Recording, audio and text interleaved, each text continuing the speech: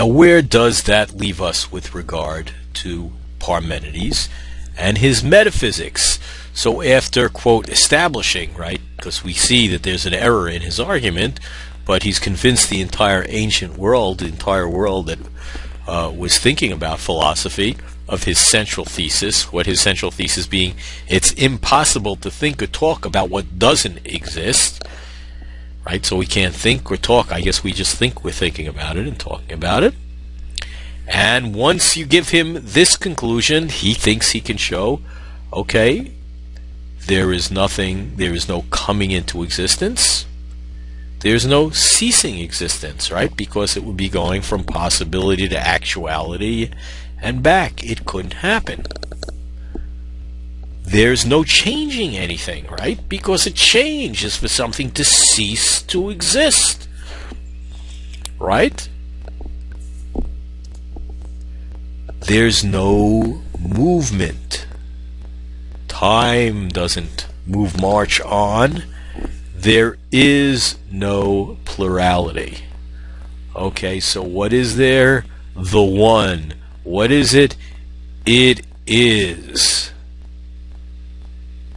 Although he does say some strange things about it, because let me just back up for a second, because even though he says you can't talk about what is not, paradoxically,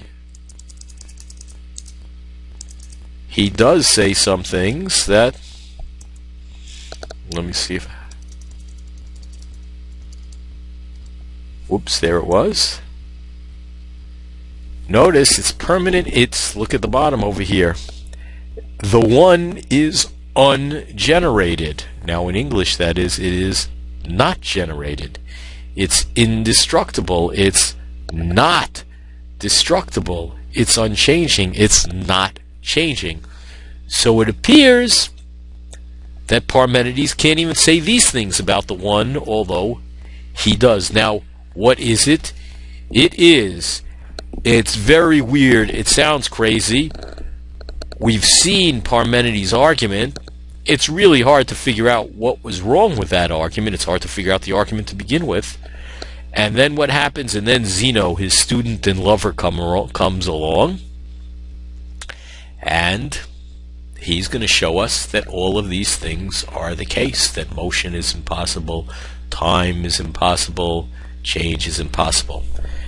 And now we're going to turn to taking a look at one of Zeno's paradoxes. We're not going to look at all of them because I think they're just very clever arguments.